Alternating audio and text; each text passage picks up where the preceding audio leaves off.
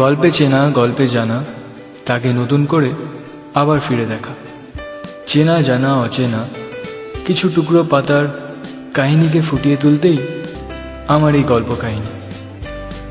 আমি তোমাদের বন্ধু সায়ন চ্যাটার্জি। সাথে থেকো, শুনতে থাকো গল্প কাহিনী।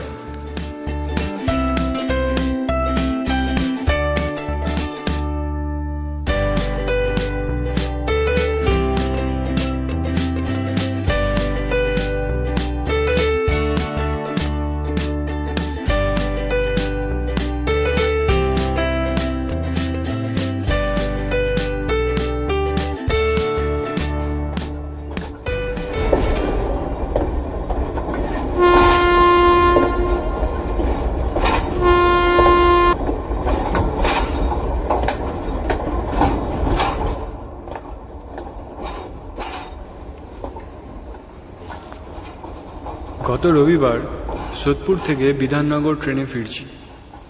ল্যাপটপ হাতে বয়স্ক এক দম্পতি আমাকে বলল, বাবা, তোমার নাম কি? আমি বললাম সায়ন চ্যাটার্জি। ভদ্রলোক বললেন, বাহ, চমৎকার নাম। বাবা, আমার একটু উপকার করে দেবে? আমি বললাম, বলুন কি করতে হবে। বাবা, আমাকে একটা ফেসবুক অ্যাকাউন্ট বানিয়ে দাও না।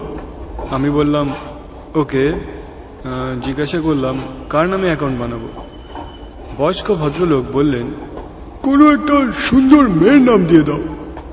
অবাক হয়ে জানতে চাইলাম, ফেক অ্যাকাউন্ট কেন?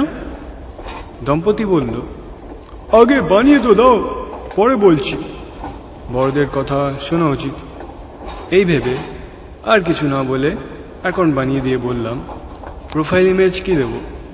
দম্পতি বলল, কোনো এক অভিনেত্রীর ছবি দিয়ে দাও, যাকে আজকাল ছেলে মেয়েরা বেশ পছন্দ করে। গুগল সার্চ করে ছবি দিয়ে অ্যাকাউন্ট বানিয়ে দিলাম। এবার দম্পতি বলল, বাবা, কিছু ভালো লোককে অ্যাকাউন্টে অ্যাড করে দাও। কিছু অজানা লোককে কথা মতো ফ্রেন্ড রিকোয়েস্টও পাঠিয়ে দিলাম।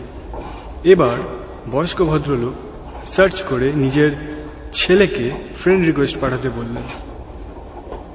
এতক্ষণ আমি দম্পতির কথা মতো সব কাজ করে দিয়ে বললাম, এবার বলুন তো আপনি ফেক অ্যাকাউন্ট কেন বানালেন? বয়স্ক ভদ্রলোক চোখ নামিয়ে নিলেন। ওনার স্ত্রী চোখ দিয়ে জল পড়তে লাগলো।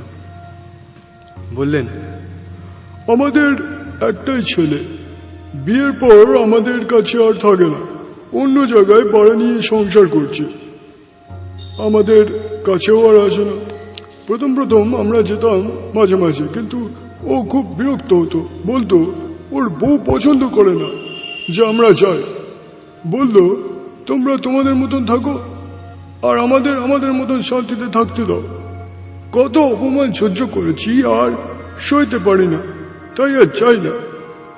আমাদের এক নাতি আর একটা সুন্দর নাতনি আছে, ওদের দেখতে খুব ইচ্ছে করে।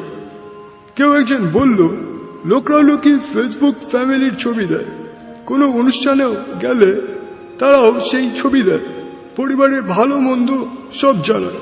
তাই ভাবলাম ফেসবুকে এই ছেলের সাথে জুড়ে ওদের পরিবারটার খবর পাবো, নাতি নাতনিকে দেখতে পাবো, ওদের চোখের দেখাটুকু একটু সামান্য স্মৃতি যেটুকু রয়েছে বা ওরা যা যা করছে সেইটুকুনি দেখতে পেলেই আমি একটু শান্তি পাবো। নিজের নামে তো অ্যাকাউন্ট বানাতে পারবো না, ছেলে আমাকে অ্যাডই করবে না, তাই ফেক অ্যাকাউন্ট বানাতে হলো। বৃদ্ধ ব্যক্তির নত আঁখি আর ওনার স্ত্রীর চোখে জল দেখে আমিও সেদিন বাক্যহারা হয়ে গেলাম। এটাই কি আধুনিক জীবন, সুস্থ সমাজ? ফেসবুক মানুষকে সত্যি কি কাছে নিয়ে আসছে, নাকি দূরে সরিয়ে দিচ্ছে আরো? উত্তরটা তোমরাই খুঁজে বের করো বন্ধুরা। ভালো লাগলে শেয়ার করো, সাথে থেকো, শুনতে থাকো গল্প কাহিনী।